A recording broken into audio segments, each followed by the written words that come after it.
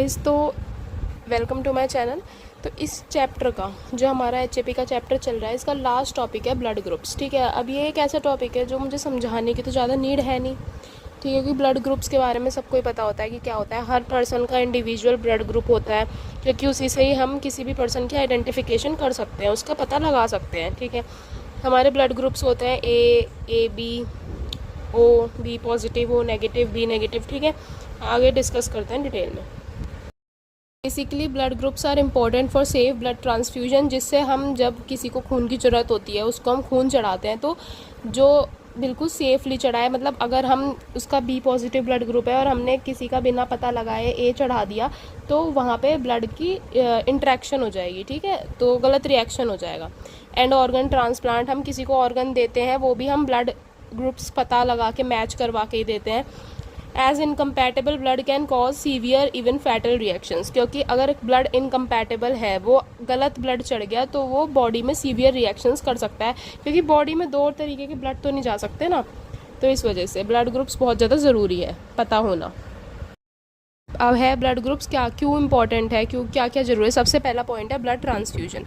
Transfusion मतलब blood का transfer करना किसी और बॉडी में। ठीक है, ये प्राइमरी मतलब सबसे इम्पॉर्टेंट रीज़न तो यही होता है ब्लड ग्रुप को पहचानने के लिए, क्योंकि अगर किसी ने गलत ब्लड रिसीव कर लिया जो उसकी बॉडी के साथ इनकम्पैटिबल है, मतलब उसकी बॉडी के साथ मैच नहीं हो रहा, किसी का बी पॉजिटिव है और ए भी चढ़ा दिया, तो वो गलत है। Their immune system attack the foreign red blood cells. अगर किसी ने ब्लड रिसीव करा है इनकम्पैटिबल टाइप, मतलब वो उसकी बॉडी के साथ मैच नहीं हो रहा, मतलब जैसे मेरा ब्लड ग्रुप बी पॉजिटिव है, मुझे ज़रूरत है तो मेरे में बी पॉजिटिव ही चढ़ेगा, क्योंकि हमारा बॉडी का जो इम्यून सिस्टम होता है, अगर कोई भी चीज़ उसे ऐसी लगती है कि हमारी बॉडी की नहीं है, बाहर से आई है कोई दूसरी चीज़, ठीक है, तो वो उसे अटैक करता है। तो अगर किसी और ब्लड ग्रुप का हमने ब्लड चढ़ा दिया, तो इम्यून सिस्टम को तो ये लगेगा कि वो कोई फॉरेन पार्टिकल है और वो हमारे रेड ब्लड सेल्स को अटैक कर देगा, जिससे हमारी बॉडी में डेंजरस रिएक्शंस हो सकते हैं। ठीक है, नेक्स्ट है ऑर्गन ट्रांसप्लांट्स। जब जैसे किसी को लीवर ट्रांसप्लांट होता है, किडनी ट्रांसप्लांट होता है, तो इसमें भी हम सेम ब्लड में ही सिमिलर ब्लड ट्रांसफ्यूजन करते हैं। ब्लड टाइप जो होता है वो मस्ट बी कंपैटिबल, बॉडी के साथ कंपैटिबल होना चाहिए। डोनर और रिसिपेंट, मतलब जो डोनर मतलब जो ब्लड डोनेट कर रहा है, और रिसिपेंट मतलब जो ब्लड ले रहा है। ठीक है, जिससे जो ट्रांसप्लांट है वो बिल्कुल सक्सेसफुल हो और उसका रिजेक्शन ना हो, मतलब बॉडी में जाने के बाद ऐसा ना हो कि हमने ट्रांसप्लांट कर दिया और वो काम ही नहीं कर रहा। ठीक है, तो इसके लिए भी बहुत ज़्यादा ज़रूरी है। Pregnancy, knowing a pregnant person's blood type and RH factor is crucial। जो भी प्रेग्नेंट वुमेन है उसका ब्लड टाइप और उसका RH फैक्टर जो है वो हमें पता होना चाहिए। ठीक है, क्योंकि अगर मदर RH नेगेटिव है और बेबी RH पॉजिटिव है, तो मदर की जो बॉडी है वो एंटीबॉडीज प्रोड्यूस करेगी that harm the babies blood. ठीक है, जो बेबी के ब्लड को हार्म कर सकती है, क्योंकि मतलब स्पेशल इंजेक्शन होता है, जैसे कि RH immunoglobulin can prevent this, वो उसे प्रिवेंट कर सकते हैं। देखो बेसिकली क्या चीज़ होती है, RH फैक्टर होता है, पॉजिटिव होता है, नेगेटिव होता है। ठीक है, जिससे आप मतलब हर एक बॉडी में अलग अलग होता है, वो एक बॉडी की आइडेंटिफिकेशन फैक्टर होता है।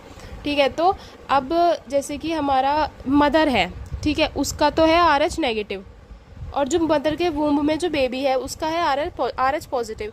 तो जो मदर की बॉडी है उसे तो ये लगेगा ना कि ये चीज़ कोई गलत चीज़ है RH पॉजिटिव, क्योंकि वो उसकी बॉडी का तो पार्ट है नहीं, तो वो उसके खिलाफ एंटीबॉडी बनाना शुरू कर देगी। ठीक है, जिससे वो बेबी को हार्म भी हो सकता है। जो किसी चीज़ के खिलाफ एंटीबॉडी बनेंगी तो सारा ब्लड वगैरह, न्यूट्रिशन वगैरह तो मदर से ही जा रहा है ना बेबी में। अब मदर एंटीबॉडी बना देगी तो वो एंटीबॉडी भी बेबी के अंदर जाएंगी, जिससे बेबी की बॉडी को बहुत ज़्यादा इफेक्ट हो सकता है। ठीक है, इसीलिए ये पता लगाते हैं हम कि अगर RH फैक्टर दोनों का नेगेटिव, मतलब दोनों का अलग अलग है, बेबी का और मदर का, तो एक वैक्सीन टाइप होता है। RH इम्यूनोग्लोबिन एक वैक्सीन होती है, इम्यूनोग्लोबिन होता है।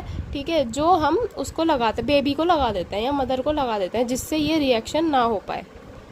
ठीक है, मतलब एंटीबॉडी जो बने उससे बच्चा प्रिवेंट रहे, प्रोटेक्ट रहे, उसको कोई हार्म ना हो। समझ गए? RH फैक्टर के बारे में अगर मैं आपको बताऊं, तो RH फैक्टर ना बेसिकली एक प्रोटीन होता है। ठीक है, जो हमारे बॉडी के अंदर रेड ब्लड सेल्स हैं उनके सरफेस पे प्रेजेंट रहता है। ठीक है, तो अगर वो प्रोटीन हमारी बॉडी के अंदर प्रेजेंट है तो होगा हम RH पॉजिटिव, और अगर वो एब्सेंट है तो होगा RH नेगेटिव।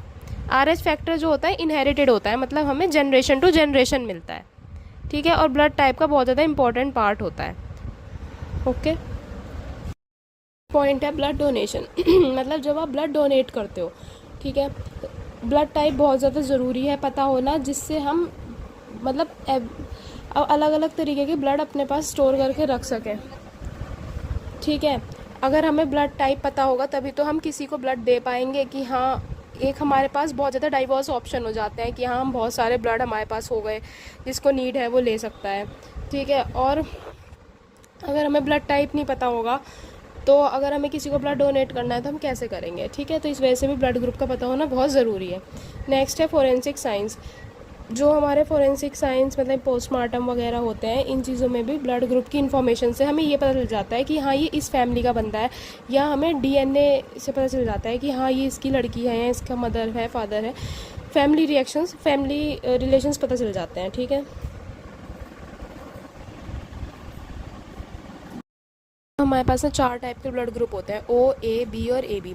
तो इसमें ना हमारा क्या सीन होता है, 2 चीज़ होती है। एक तो होता है यूनिवर्सल डोनर, मतलब एक ब्लड ग्रुप ऐसा होता है जो हर किसी ब्लड ग्रुप को डोनेट कर सकता है ब्लड, और एक होता है यूनिवर्सल एक्सेप्टर, ठीक है। जो मतलब एक ऐसा ब्लड ग्रुप होता है यूनिवर्सल एक्सेप्टर, वो सारे ब्लड ग्रुप एक्सेप्ट कर सकते हैं। जैसे ओ है हमारा, ठीक है, ओ वाला जो है ये तो रिसिपेंट हो गए, मतलब किस किस से ले सकते हैं, जो ब्लड ग्रुप ले रहा है, और ये हो गए डोनर हमारे, ठीक है। तो ओ वाले ब्लड ग्रुप को सिर्फ ओ वाला ही दे सकता है और कोई नहीं दे सकता, ठीक है।